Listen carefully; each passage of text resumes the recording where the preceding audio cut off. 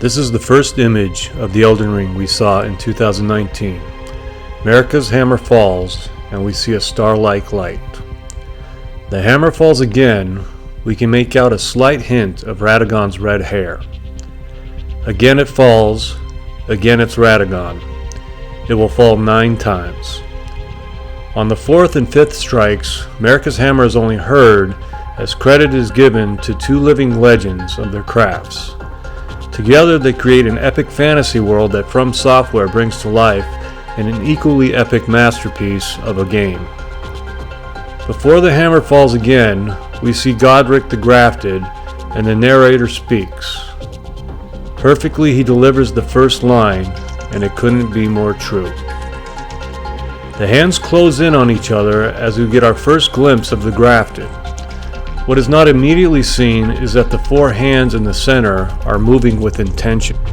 They position themselves in the same formation as the rings in the image of the complete Elden Ring in Farum Azula and on the road to Leyndell.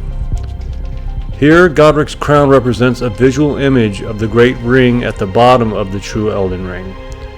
But the crown and the ring it represents rise to the center of the image. This is where the bottom ring was relocated upon Marika's ascension, and this is where it has remained throughout the Golden Order's reign, since gold arose and shadow was born. In a split second before the scene changes, the bloody hand at the top breaks away. The Elden Ring has been corrupted, and the gods themselves have been compromised. Marika's hammer is made of stone and covered in hair. This is because the hammer was carved from the scale of an ancient dragon. The hammer falls for the 6th time. Again, it's Radagon. There is no Elden Beast. The Beast is the embodiment of order, but is not a facet of the Elden Ring itself. It is a separate entity with its own purpose. 7. And again Radagon. He bleeds as his flesh is torn apart before it's turning to stone. The hammer was made from an ancient dragon scale to contain the power within. Radagon is shattering the hammer because he is trying to shatter the Elden Ring hidden inside, the Elden Ring of the Golden Order. On the 8th strike, it shatters. The Elden Ring has been broken by Marika and Radagon, broken so it can be mended anew.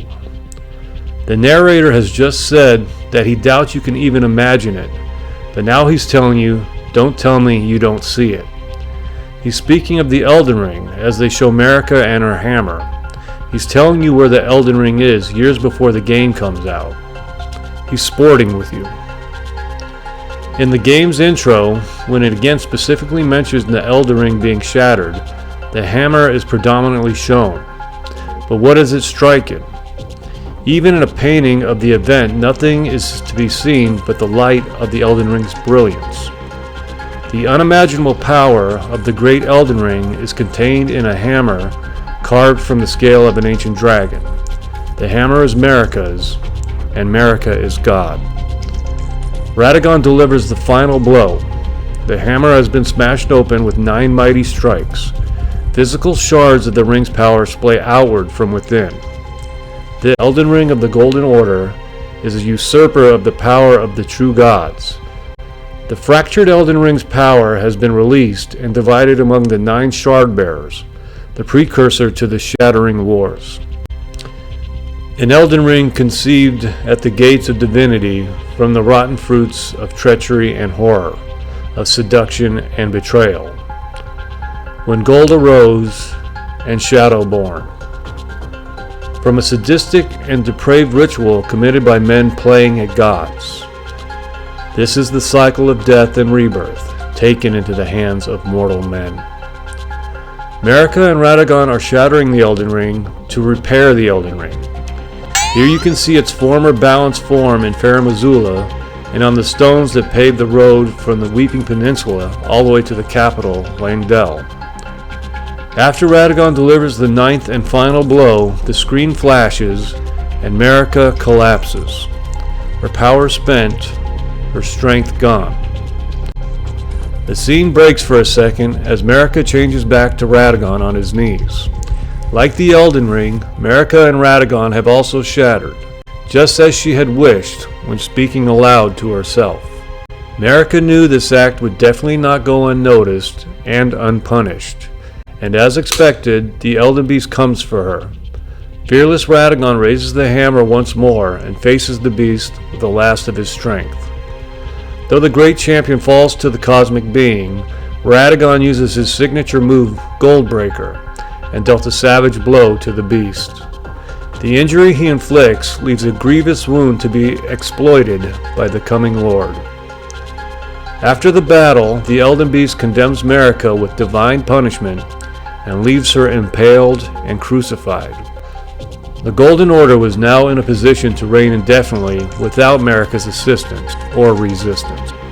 But Marika had accomplished what she had set out to do. The hammer was smashed open and the Elden Ring was shattered. Shards of its power were divided among her offspring, demigods all. She had tasked Hugh to craft a weapon capable of slaying a god, and summoned a Tarnish to wield it. But of course, the Tarnish would need to be tested, the final crucible. Marika grasps her hammer. Not Radagon. It is Marika that first draws strength from the hammer, from the Elden Ring. As the power inside Marika's hammer flows into her, she quickly begins to change into her other self. To test a warrior must be challenged, not by the queen, but by the champion. The last traces of the God Queen fade away as the Lord rises. The Lord is the queen, and the queen is a god, two made one by the most sadistic of rites. A ritual to transform sinners into saints, the wretched into the holy. Whether they truly were sinners was of no concern. Two become one, and the one became God. But the God was merely a vessel for the Elden Ring, a vessel of an outer God that had sent a star and a beast. A vessel of its vision, but Queen Marika has had enough of that vision. She tires of being the Leo Hound. Radagon raises the hammer high, and from within, the shattered Elden Ring's brilliance again shines. The champion harnesses the fractured Elden Ring's power, and as its vessel draws it into his fractured self, the god and the hammer are once again united, and obliged to take the measure of the Lord Contender, to see if they are fit, to challenge the vassal beast of the Golden Order, if they are fit to slay a god. It is why Marika summoned you, is it not?